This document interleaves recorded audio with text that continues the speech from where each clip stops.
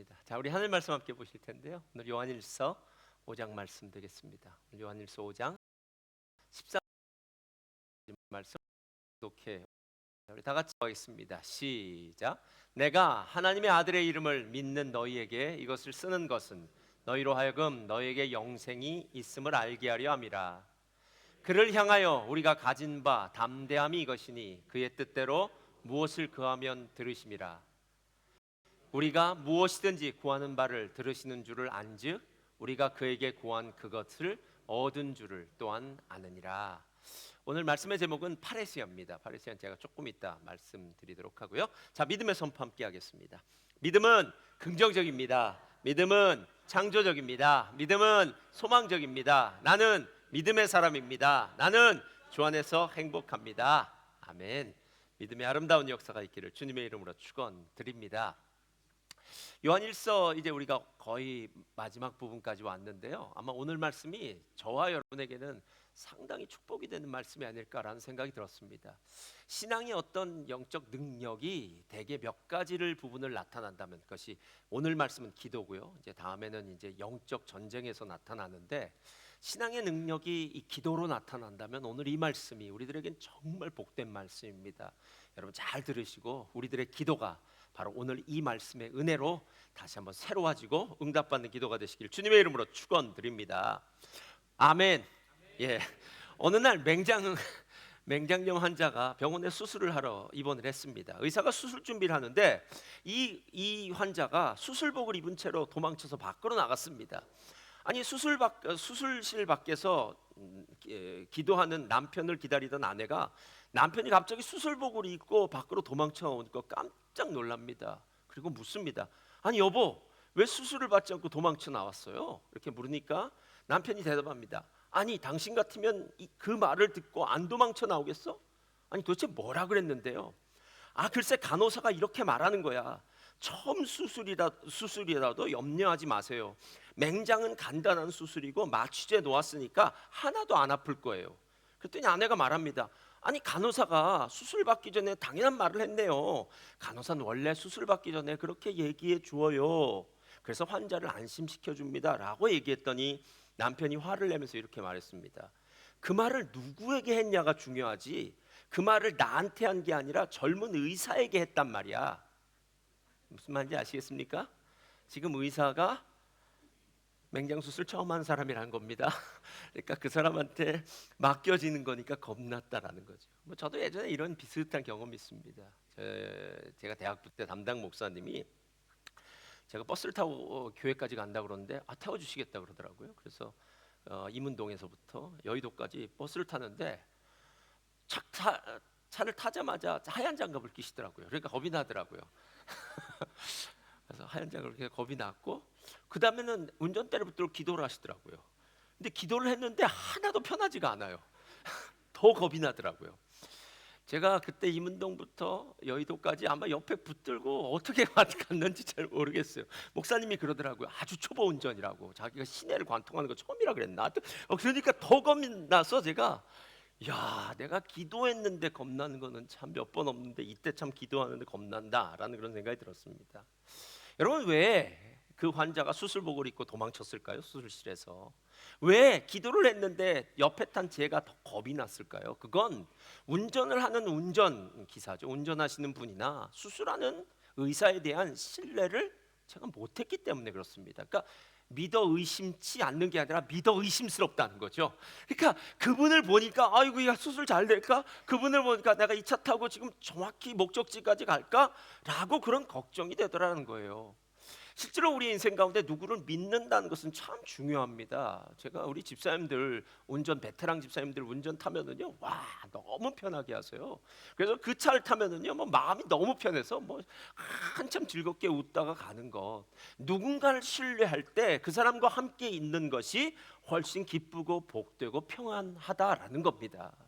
하나님에 대해서 이야기를 할 때 다음과 같은 형용사를 사용합니다. 하나님은 미쁘시다 이렇게 얘기해요.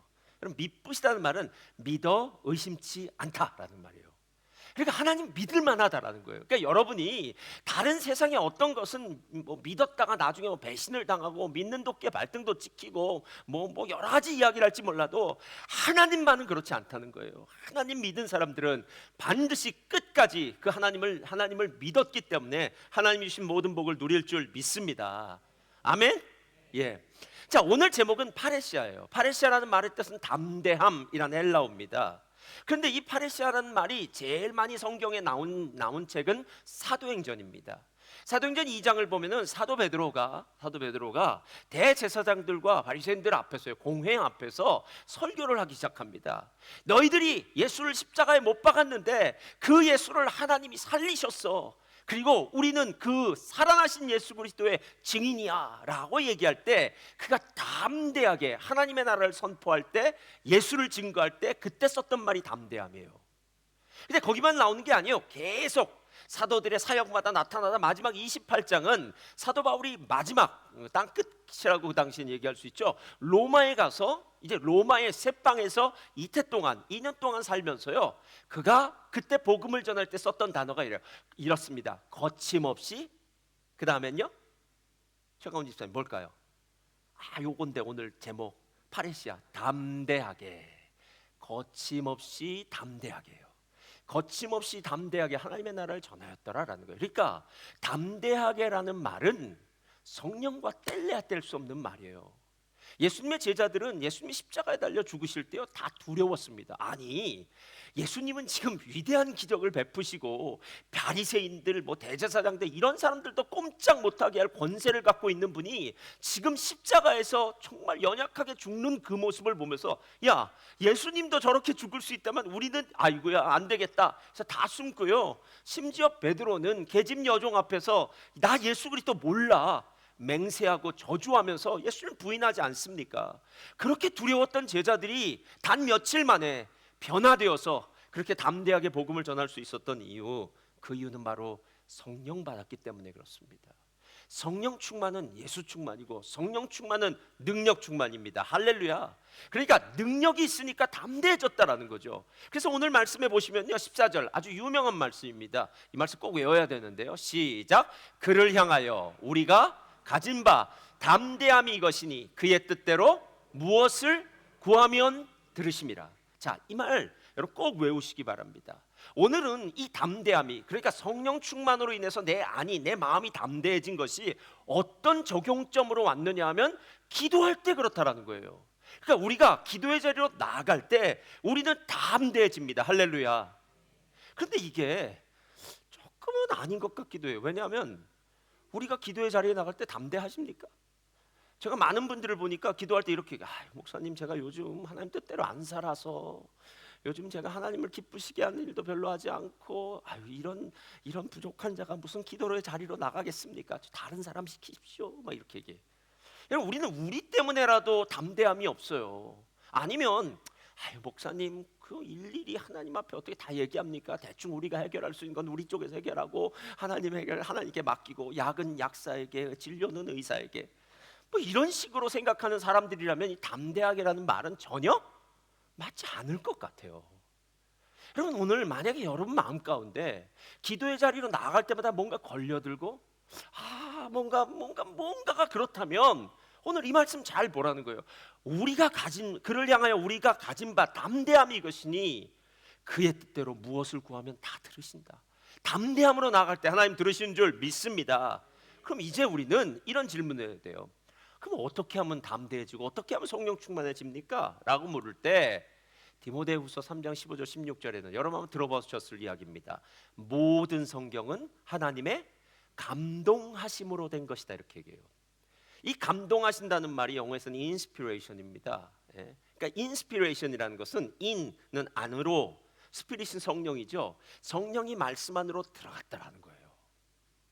여러분, 세상의 말을 들을 때 저는 세상의 말도 세상적인 지혜가 있다고 생각합니다.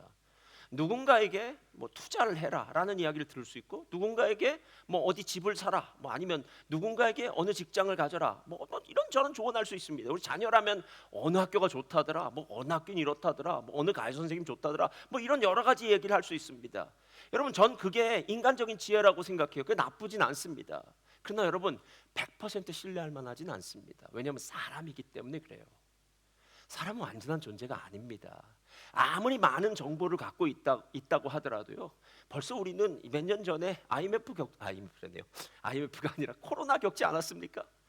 여러분 코로나 딱 터지니까 모두 사라져 버렸습니다. 모두 멈춰 버렸습니다. 그 다음부터는요 능력이 있건 없건 아무 의미가 없더라고요. 코로나를 우리가 원해서 그랬습니까? 코로나에 대해서 우리가 뭐 추측이라도 했습니까? 그런 일 없었어요. 세상은 내 마음대로 안 되고 내 뜻대로 안 되는 게 세상이기 때문에 사람의 말은 한계가 있어요. 근데 하나님의 말씀은 틀려요. 하나님의 말씀은 1.1획도 변함이 없는 줄 믿습니다. 하나님의 말씀은 능력이 있어요. 지금은 내 마음에 잘 안 드는 것 같더라도 내가 생각하기엔 진짜야? 맞아? 라고 생각 아니에요. 여러분 하나님의 말씀 안에는 성령이 들어가셨기 때문에 하나님의 능력의 그 성령의 능력의 역사가 그 말씀 안에 있다라는 겁니다. 죽은 자가 살아납니다. 겁쟁이들이 담대한 자로 바뀌어집니다. 어리석은 자가 지혜롭게 됩니다. 그래서 하나님의 말씀이 중요한 것 아니겠느냐라는 거예요. 그래서 여러분 하나님의 말씀이 뭐 교회에 와서건 어디서건 하나님 말씀이 들려질 때 우리 안에 놀라운 변화가 역사가 일어납니다. 어제도 제가 감사한 전화 2통을 받았어요. 어느 분이 이렇게 말씀하시더라고요. 금요일 날 이렇게 하나님 말씀 듣는데 마음의 위로가 되고 은혜가 됐다라는 거예요. 본인이 어떤 일을 선택하고 결정해야 되는데 그 일 앞에서 두려운 마음이 있었는데 그날 아마 우리를 뒤따르는 반석 얘기했을 거예요. 예수님 한 번도 우리 떠나신 적 없다. 예수님은 어떤 상황에도 우리 버리신 적 없다. 예수님은 광야 40년 내내 우리와 함께 있었다. 할렐루야. 그러니까 두려워하지 말아라. 목말라서 죽은 적 없지 않느냐. 여러분 광야는 목이 마르든지 음식이 없어 죽는 거죠. 근데 광야에서 그렇게 죽은 사람 없습니다. 불순종해서 죽었죠. 걱정하지 말아라. 반석이신 예수님이 함께 따라간다. 근데 그 마음을 들었는데 자기 마음 가운데 있는 두려움이 싹 어둠이 거치는 것처럼 사라졌다고 그렇게 얘기하셔서 제가 마음 가운데 얼마나 큰 은혜가 있었는지 모릅니다. 기도입니다. 기도요. 이 담대함이요, 성령 충만이요, 이게 기도로 들어가면 어떤 역사가 있는지 두 가지 역사가 있어요. 첫 번째, 다 같이 읽겠습니다. 첫째로 다 같이 읽겠습니다. 시작. 아버지의 뜻대로 구하면 응답해 주십니다. 자, 아버지의 뜻이라는 거 잘 기억하세요. 오늘 담대함으로 나갈 때 아버지의 뜻대로 구하는 사람이 돼요. 제가 몇 주 전에도 지난주 계속해서 요즘 예수님에 대해서 이야기했는데요. 믿음을 이야기할 때마다 언제나 믿음은 믿음의 대상을 이야기해야 됩니다. 여러분이 믿음의 대상이 어떤 존재인지를 잘 알게 되면 여러분의 기도는 달라져요. 우리가 만약에 우리 아버지의 재산이 얼마쯤 된다고 생각하면 아버지의 재산에 맞춰서 나를 도와달라고 얘기할 수 있어요. 그러니까 내 믿음의 대상의 상황에 따라서 내가 그 사람을 생각하고 구하는 게 다르다라는 거예요. 하나님 전능하신 하나님이십니다. 그래서 하나님은 완벽하시고 전능하시고 무소부재하시고 지혜가 한이 없으시고 하나님은 다함이 없으신 무한하신 하나님이십니다. 그러니까 그 무한하신 하나님을 믿기 때문에 믿음이 흔들릴 필요가 없다라는 거예요. 만약에 내가 우리 아버지를 믿었다면 우리 아버지가 어떤 때는 좋은 슈퍼맨 같은 아버지일 수 있는데 제가 아버지 이젠 소천하셨지만요, 아버지를 뵈니까요 나이가 드시면서 점점 약해지시더라고요. 그러니까 이제 60, 70 지나면 이제 직장도 그만두실 거 아니에요. 건강도 약해지실 거 아니에요. 직장도 그만두시고 건강도 약해지시니까 마음도 약해지더라고요. 그러니까 사람은 믿음의 대상이 될 수가 없어요. 전능하신 하나님이 믿음의 대상이고요. 이분은 영혼의 밭 같아서 딱 이분을 믿고 있는 사람들은 흔들림이 없는데 기도의 대상도 마찬가지라는 겁니다. 우리가 하나님 앞에 기도할 때 왜 하나님 앞에 기도의 제목들을 갖고 나갑니까? 헬라 시대죠. 로마 헬라 문화 속에서는요, 그레코 로망이라고 하는 헬라 문화 속에서는 다신 문화였다고 합니다. 다신 문화는 이래요. 자, 신이 많아야 돼요. 예를 들어서 빵집 신이 있고 술집 신이 있고 술의 신이 있겠고요. 어떤 신은 광장의 신, 부엌의 신, 무슨 신, 푸주간의 신 다 있을 거예요. 왜 그렇게 신이 많은 줄 아세요?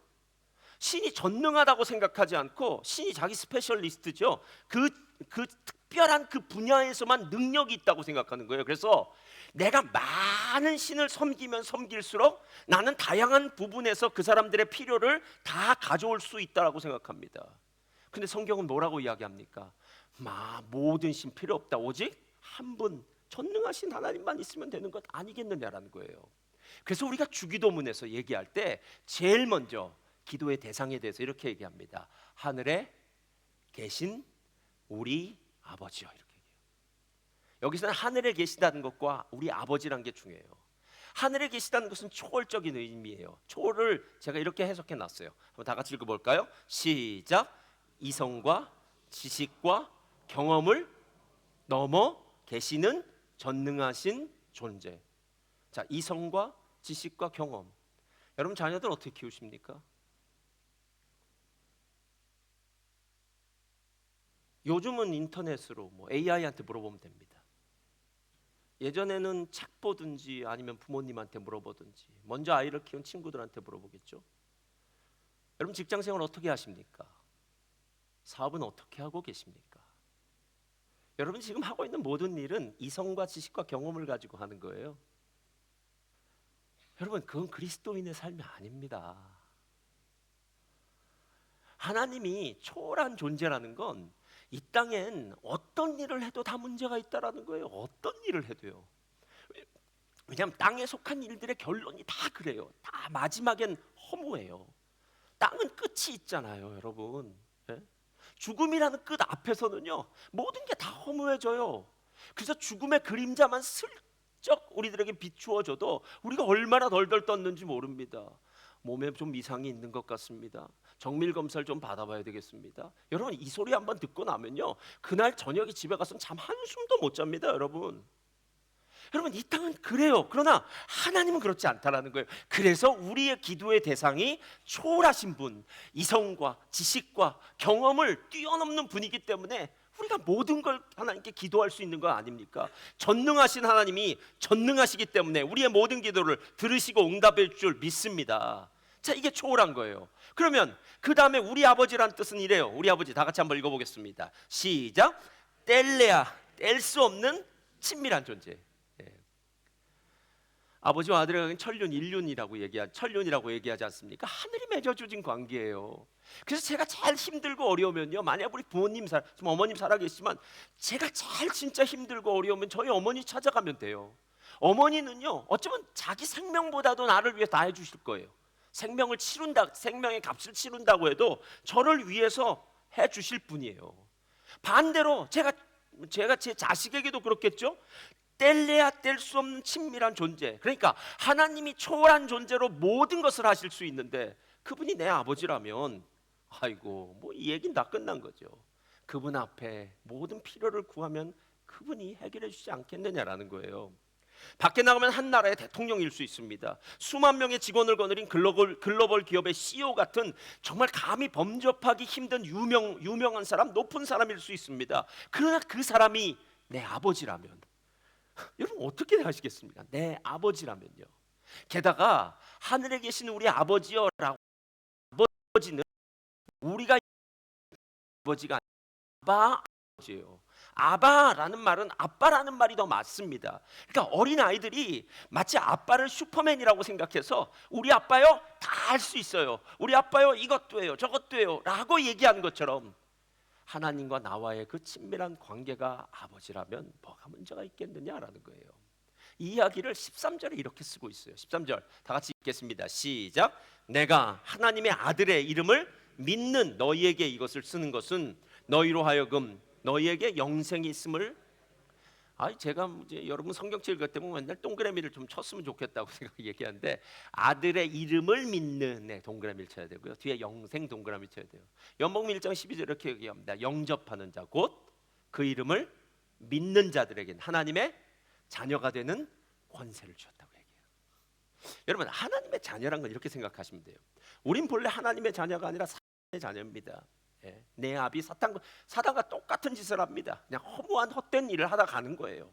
땅에 속한 존재입니다. 육에 속한 존재입니다. 본능에 속한 존재입니다. 그래서 이 본능에 속한 존재, 육에 속한 존재, 땅에 속한 존재는 시간이 지나면 생로병사 마치게 되어 있어요. 그런데 어느 날 하나님을 믿는 거예요. 그래서 하나님께 덮어지면 그때 하나님과 똑같은 DNA를 가져요. 하늘에 속한 사람이 되는 거예요. 여러분, 우리가 하나님과 어떤 관계에 있는지, 그리고 하나님이 어떤 분이신지를 알면 알수록 어떤 유익함이 있는 줄 아십니까? 많은 사람들 그냥 다짜고짜 눈을 감고 하나님 나 지금 어렵고 힘들고 도와주세요, 이게 아니에요. 여러분, 하나님 무엇을 좋아하시는지, 하나님이 어떤 분이신지, 제가 아기들을 보니까 아이도 부모가 뭘 좋아하는지 알더라고요. 그래서 재롱을 피우더라고요. 한 유치원생들 정도 되면요, 우리 엄마 아빠가 뭐 좋아하는지 다 알아요. 학생부 애들, 유년부 애들, 여러분, 여러분이 생각하는 것보다 아이들이 더 똑똑합니다. 할렐루야. 예. 아빠 엄마를 알면 알수록 아빠 엄마의 마음에 드는 일을 할 수 있다는 거예요. 그래서 주기도문 한번 잘 보세요. 주기도문 시작이 어떻습니까? 하늘에 계신 우리 아버지요. 그 다음에 제가 예수님이에요. 예수님 이렇게 얘기하는 거예요. 내가 한 50명들 애들 데리고 지금 어디 돌아다니다 보니까 숙소도 필요합니다. 먹을 것도 필요합니다. 이거 아니에요. 하늘에 계신 우리 아버지요, 이름이 거룩히 여김을 받으시오며 나라가 임하시오며 뜻이 하늘에서 이루어진 것처럼 땅에서도 이루어지이다. 하나님을 알고 나니까 하나님의 뜻대로 구할 수 있게 된다라는 거예요. 여러분, 기도의 자리에 담대하게 나가는 이유가 뭔지 아십니까? 하나님 어떤 분이시 아는 거예요. 마치 이런 거랑 똑같습니다. 우리 부모님이 나를 아주 비싼 사립학교에 집어넣어 주셨어요.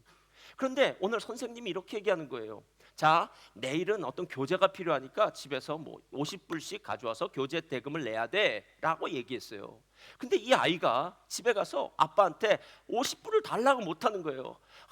우리 아빠가 나를 이렇게 좋은 사립학교에 보내셨는데 내가 어떻게 감히 50불을 또 달라 그러나, 이건 어떻게든지 내가 해결해 볼까? 여러분, 이런 아이는 없을 뿐만 아니라 바보 같은 짓 아닙니까?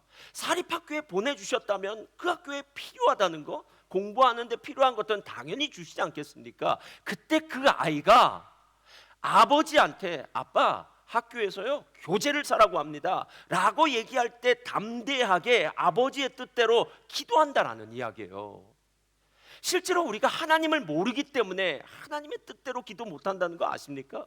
성경을 더 읽으면 읽을수록 하나님이 어떤 분이신지 더 많이 알면 알수록 우리는 훨씬 더 담대하게 나아갑니다. 왜냐하면 하나님의 자녀잖아요. 하나님이 우리를 예수님의 십자가에 달려 죽게 하시면서 우리를 구원하셨다는, 하나님이 이 세상 어느 것보다 저와 여러분을 사랑하셨다는 그 놀라운 은혜를 아는데 어찌 하나님 앞에 나아가서 별것 여러분이나 저나 구하는 게 다 거기겠지만 그 정도 구하는 것 가지고 이거 해주실까 말까 이런 걱정하지 말라라는 거예요. 히브리서 4장은 오늘 요한일서와 정말 똑같아요. 근데 히브리서 4장이 왜 쓰여졌냐를 보면 이유를 알 것 같아요. 히브리서는 로마 그리스도인들이 2차 핍박을 받는 시기를 맞았습니다. 사람이라는 것이 한 번 고난을 받으면요, 어찌하든지 간에 이를 꽉 악물고 그 고난은 어떻게든 버틸 때가 있어요. 그리고 그 고난을 잘 견뎌냈습니다. 아이고 할렐루야, 감사하다. 하나님이 우리를 고난 잘 견뎌내게 하셨어 라고 생각하면 이제 평화의 시대가 와야 되잖아요. 근데 엎친 데 덮친 격으로 또 왔어요. 그러니까 이제 의심이 되는 거예요. 야, 하나님이 진짜 우리 도와주시는 거 맞아? 하나님 살아있는 거 맞아? 야, 이거 너무 힘들다, 나 더 이상 못하겠어 라고 하면서 배교하는 일이 시작됐어요. 배교요. 그러니까 긴 병에 효자 없다고 긴 고난에, 두 번째 고난에 힘들고 어려우니까 그리스도 예수를 믿는 걸 포기하기 시작했다라는 거예요. 그때 4장에 나온 말이 하나님의 말씀은 살았고 운동력 있어 좌우의 날성검보다 예리해서 혼과 영과 및 관절과 골수를 찔러 쪼개기까지 하며 마음과 생각을 감찰하는, 만물이 그 앞에 벌거벗은 것처럼 들어간다. 말씀이 얼마나 중요한지 알아? 너희들 진짜 하나님을 알려면, 하나님이 어떤 분이신지 알려면 말씀을 알아야 돼. 그 말씀을 알면 어떤 일이 벌어진 줄 알아? 그 다음 절에 이렇게 얘기하는 거예요. 15절 다 같이 읽겠습니다. 시작. 우리에게 있는 대제사장은 우리의 연약함을 동정하지 못하실 리가 아니요 모든 일에 우리와 똑같이 시험을 받으시니로되 죄는 없으시니라. 자, 예수님 얘기하고 있는 거예요. 예수님도 고난 받았어. 예수님이 십자가의 고난을 받았어. 그러나 예수님이 십자가에서 지지 않았잖아. 승리했잖아. 너희들 끝까지 예수님 바라보고 이겨야 돼 라고 얘기하는 거예요. 말씀이 그 이야기를 하고 있는 거예요 지금. 그리고 난 다음에 16절 다 같이 읽겠습니다. 시작. 그러므로 우리는 긍휼하심을 받고 때를 따라 돕는 은혜를 얻기 위하여 은혜의 보좌 앞에 어떻게 해요? 담대히가 또 나오는 거예요. 은혜의 보좌 앞에 담대히 나아가는 것은 성령 충만해서 담대하게 기도의 자리로 나아가는 거죠. 기도의 자리로 나아가자라고 얘기하는 거예요. 사랑하는 성도님들, 저는 아무리 큰 문제가 있다고 해도 기도의 자리를 사수하는 사람에게는 문제가 아니라고 생각해요.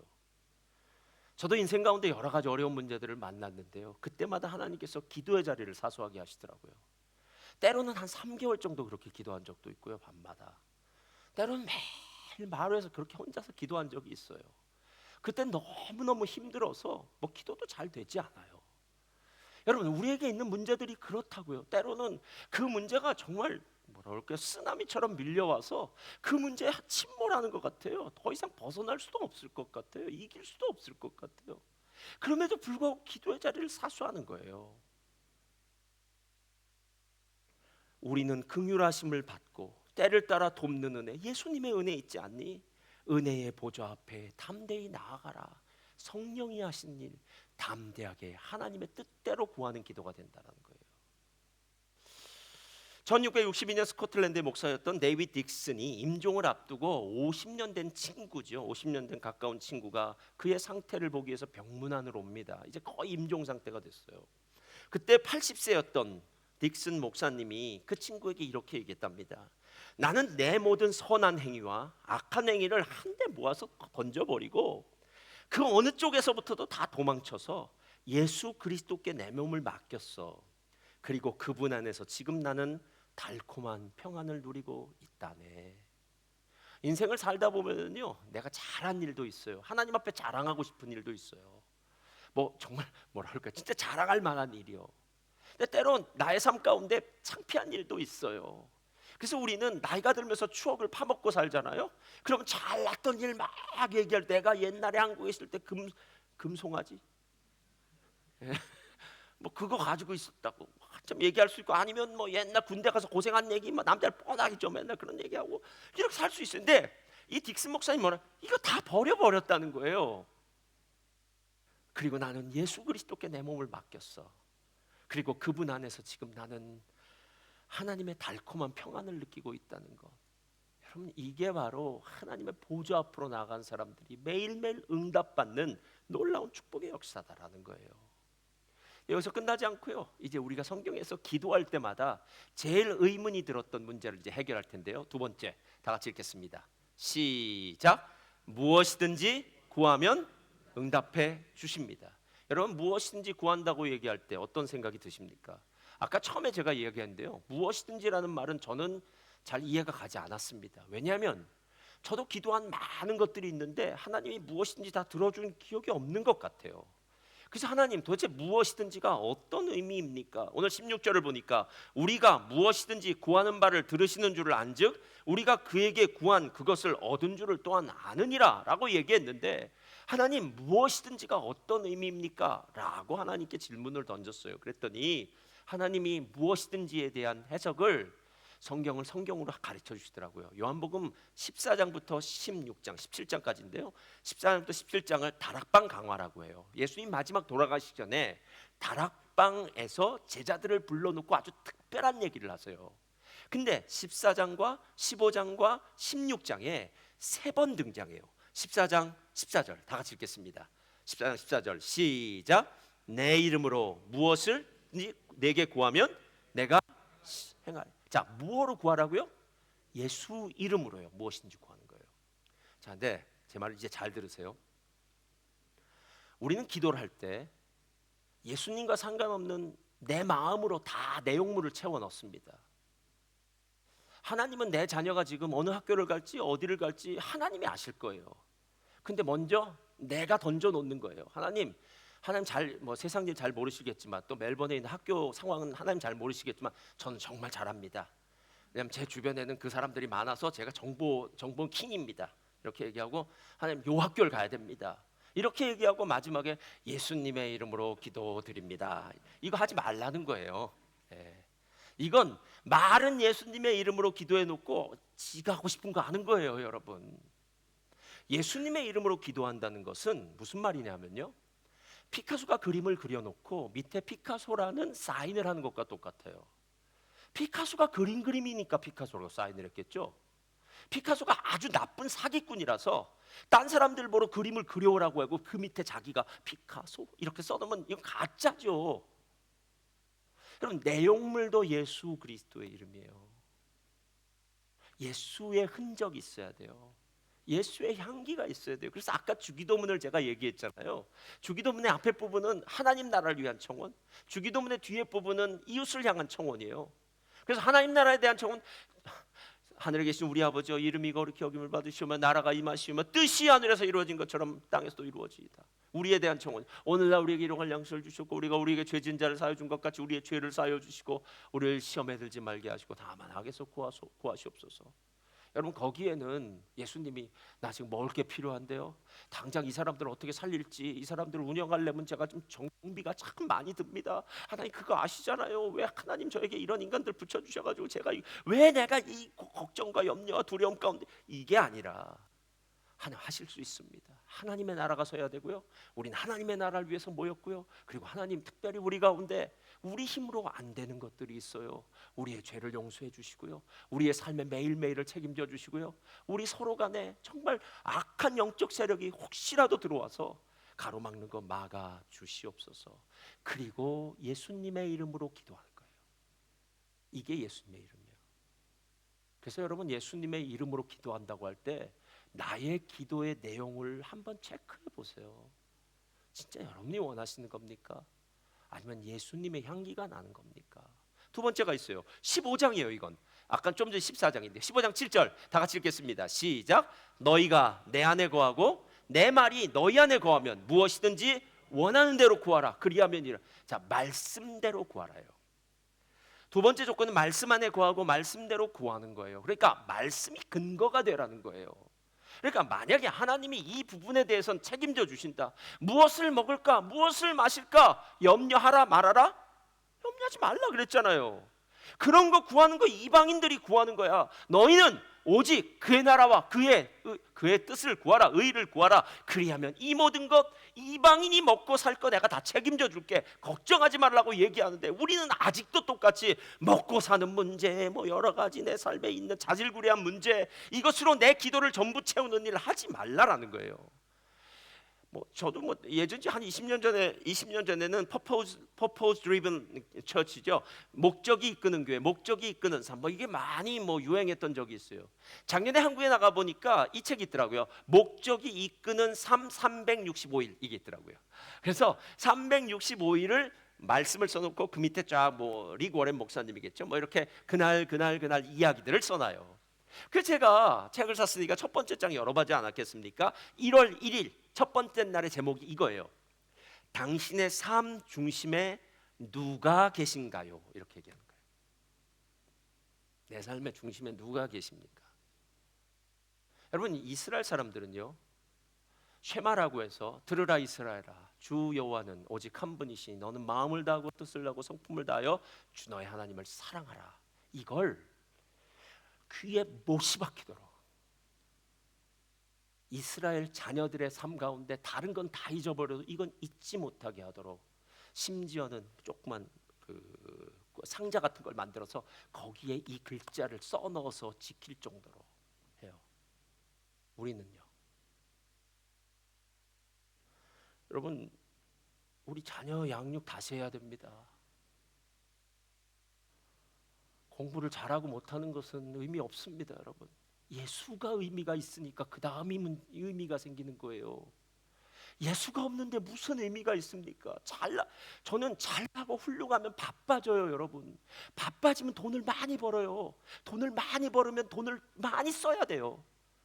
그렇잖아요. 많이 번 돈을 어떻게 합니까?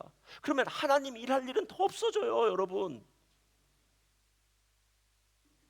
여러분, 우리의 인생이란 게 참 이상해요. 하나님 중심으로 시작하면 그 다음부터 하나님이 무엇을 원하실지 하나님에 대해서 시작이 되는데, 세상이 중심이 돼서 살기 시작하면요, 그 다음은 하나님을 위해서 쓸 시간도 쓸 물질도 없어요. 당신의 삶 중심에 누가 계신가요? 라는 이 말은요, 예수님이 계신 거죠. 말씀이 있다는 거, 말씀 안에 거하는 건 예수님 안에 거하는 거고, 예수님이 말씀하신 것에 순종하는 삶이라는 거죠. 그리고 난 다음에 16장엔 이렇게 얘기하는 거예요. 16장 23절, 그날에는 너희가 아무것도 내게 묻지 아니하리라. 내가 진실로 진실로 너에게 이르노니 너희가 무엇이든지 아버지께 구하는 것을 내 이름으로 주시리라. 이것은 성령으로 구하라는 거예요. 성령으로 구하는 것은 이거예요. 성령님은 내 안에 들어오세요. 그러니까 내가 예수를 믿을 때 성령이 내 안에 들어오시는 거예요. 그래서 내가 정말 힘들고 어려울 때는요, 성령님이 나를 위해서 탄식하며 기도해 주세요. 성령님이 내가 기쁠 때는요, 옆에서 기쁘지? 야, 나도 기뻐 하고, 마치 내 안에서 성령님이 계속 말씀해 주시는 것 같아요. 내 안에 말씀해 주시는 것 같아요. 그래서 나는 성령과 동행하는 삶을 살아요. 근데 그 성령이 내 안에서 역동적으로 활발하게 움직이기 위해서는 제일 거추장스러운 거침돌이 하나가 있어요. 그게 바로 납니다. 내 자아요. 성령님이 내 안에서 100% 움직이기 위해서는 우리가 할 일은 하나밖에 없어요. 내 자아를 십자가에 못 박아야 돼요. 내 정욕과 탐심이 십자가에 못 박아지면 내 안에 계신 성령님은 나를 100% 다스리고 나를 100% 하나님의 은혜 가운데 인도하셔서 결국 성령님의 뜻이 내 뜻이 되고 내 뜻이 성령님의 뜻이 되어서 성령의 인도하심을 받아 100% 응답받는 역사가 있다라는 거예요. 여러분, 5만 번 이상의 기도를 응답받았다고 고아의 아버지 조지 뮬러 있지 않습니까? 제가 문제를 하나 낼 테니까 한번 맞춰보십시오. 조지 뮬러 목사님이 5만 번이 넘는 기도를 응답받았답니다. 그 중에 조지 뮬러 목사님이 병자를 위해서 기도한 거는 몇 번이나 응답을 받았을까요? 저도 깜짝 놀랐어요. 이 글을 읽다가요. 조지 뮬러 목사님이 병자를 위해서 기도한 기도 응답은 딱 한 번 받았답니다. 5만 번에서요. 대단하지 않아요, 여러분? 5만 번이 너무 세가지고 여러분 정신이 지금 못 차린 것 같은데, 몇 번이라고요? 5만 번 중에 병자를 위한 기도 몇 번 응답받았다고요? 한 번이요. 그것도 사역 처음에 한 번 병자를 위해서 기도한 응답을 받았대요. 병자를 위해서 응답받은 이유는 한 가지예요. 하나님이 병자를 고치는 기도의 응답을 통해서 너가 믿음으로 기도하면 하나님 응답하셔 라는 사실을 한 번만 알려주기 위해서요. 그러나 하나님이 조지 뮬러를 부른 자리는 병자를 위해서 기도를 하는 자리가 아니라 고아들을 위해서 기도하는 자리로 부르셨다는 겁니다. 그는 언제나 고아들을 위해서 앞장서고 고아들을 위해서 고난받을 준비가 되었습니다. 고아들에 대한 책임감을 갖고 기도한 사람입니다. 여러분, 뭐 고아들이 먹을 게 없어가지고 기도했더니 어느 날 갑자기 뭐 빵차가 뭐 우유차가 뭐 서가지고 우유빵 들어왔다는 얘기 아시지 않습니까? 만약 모두가 먹고 한 사람만 먹지 못한다면 그 사람은 기꺼이 조지 뮬러가 될 것이라고 얘기할 정도로 그는 고아의 아버지였고 2,000명이나 되는 고아를 먹이고 입히고 살리는 일 했다라는 거예요. 그런데 전기학자는 이 전기 작가는 조지 뮬러에 대해서 이야기할 때 이렇게 얘기를 해요. 한번 다 같이 우리 읽어볼까요? 조지 뮬러에 대해서 시작. 조지 뮬러에게 하나님의 창고문은 항상 열려져 있었고 그는 무엇이든 필요한 것을 원하는 대로 갖다 쓸 수 있었대요. 대단하지 않아요? 조지 뮬러 말로 성령 충만 담대함을 가진 사람 아니겠냐는 거예요. 하나님의 창고문이 항상 열려져 있었대요. 무엇이든지 조지 뮬러가 원하는 건 다 주셨답니다. 그래서 5만 번이 넘는 기도의 응답, 그를 고아를 기르는 그 자리로 인도하셔서 고아의 아버지라는 이름을 드는 조지 뮬러는 5만 번이 넘는 기도의 응답 받았다라는 겁니다. 사랑하는 성도님들, 오늘 그냥 기도의 자리로 나아가는 것이 아니라 담대함으로 나아간다는 것은 하나님이 어떤 분이신지를 안다는 거예요. 사랑하는 성도님들, 기도의 자리를 사수하십시오. 기도의 자리를 회복하십시오. 우리 교회는 금요일마다 기도합니다. 다른 시간은 다 내려놓더라도 금요일 날은 달려오시기를 바랍니다. 하나님을 만나십시오. 하나님께 여러분의 기도를 하십시오. 하나님 앞에 여러분이 간절하게 기도할 때, 그 담대함으로 나아갈 때 무엇이든지라고 얘기하잖아요. 무엇이든지요. 예? 여러분의 문제가 어떤 것인지 상관없습니다. 무엇이든지 담대하게 기도하면 하나님이 듣고 응답해 주신다는 겁니다. 아직도 제 귀에 생생한 이야기가 있습니다. 어느 분이 저한테 이렇게 얘기했어요. 목사님, 제가 옛날에 교회에 나오지 않을 때에는 왜 하나님이 제 기도에 응답해 주시지 않았는데 제가 교회를 딱 나와서 예배를 드리니까 하나님이 제 기도에 응답해 주십니까? 그 사람이 했던 이야기입니다. 제가 하나님께 기도하고 그 사람한테 이렇게 얘기했습니다. 믿음은 머릿속에 갖고 있는 지식이 아니라는 거예요. 예수님이 좋은 분이란 거 알면 뭐합니까, 여러분? 예수님이 좋아서 여러분의 삶 가운데 어떤 변화가 있었습니까? 여러분이 요리를 잘 만드는 지식이 있다고 한들 요리를 만들지 않는 소용이 없겠죠. 돈을 잘 버는 경제적인 지식이 있고요. 뭐 여러분이 갖고 있는 모든 지식이 있다고 한번 쳐보세요. 근데 그게 다 머릿속에만 있어요. 무슨 상관입니까? 하나님도 좋으신 분 알아요. 기도하면 응답한다는 거 다 알아요. 근데 머릿속에만 있어요. 여러분, 기도가, 믿음이 동전의 양면이라면, 한쪽 편이 믿음이라면 반대편이 뭔지 아십니까? 순종이에요. 순종. 기도와 순종은 같은 말이에요, 여러분. 그래서 믿음을 가진 사람은 순종하는 사람이에요. 그리고 순종해서 기도하기 시작하면 여러분이 나와서 무릎 꿇고 주여 라는 말 던지면 하늘에서는 벌써 오케이, 사인이 떨어진 줄 믿습니다. 떨어진 줄 믿습니다. 이게 다니엘의 기도였어요. 저한테 앞으로 나와주시고요. 제가 그분에게 그렇게 이야기했습니다. 당신이 교회까지 나온 그 발걸음은 힘든 발걸음이었어요. 사단이 제일 싫어하는 발걸음이에요. 사단이 주는 핑계는 이거예요. 여러분 한번 잘 들어보세요. 바빠, 나 요즘 피곤해, 힘들어. 야, 내가 요즘 제정신으로 사는 거 아니야. 아이고, 나 요즘 문제 많아. 여러분, 이 모든 얘기는 우리가 기도의 자리에 안 나올 때 쓰는 말들이에요. 바빠, 피곤해, 힘들어, 복잡해, 문제 많아. 여러분, 하나님 앞에 나와서 기도의 응답을 받기 시작하면요, 하나님의 은혜가 덮어주면요, 그 모든 문제는 없는 녹듯이 사라져버리고 우리의 인생에는 하나님이 일하시는 게 보여지기 시작합니다. 사랑하는 성도님들, 오늘 담대히 기도의 자리에 나와서 아버지의 뜻대로 무엇이든지 구할 때 응답받는 여러분 되시기를 주님의 이름으로 축원드립니다.